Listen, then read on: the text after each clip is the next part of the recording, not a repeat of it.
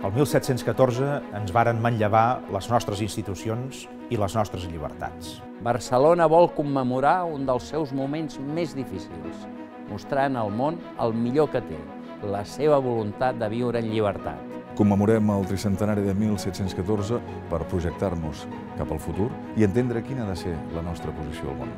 Perquè les derrotes només es commemoren quan van seguides de victòries. Avui, davant els reptes que tenim com a país, aquest és un passat que ens enorgulleix. Per recuperar aquell esperit que ens portaria a la nostra sobirania, a la independència del nostre país. En el tricentenari commemorem, sobretot, la persistència d'aquests valors a la nostra memòria col·lectiva. Compromís amb els reptes de futur del nostre país. Sempre hem sigut, érem, som, però sobretot serem.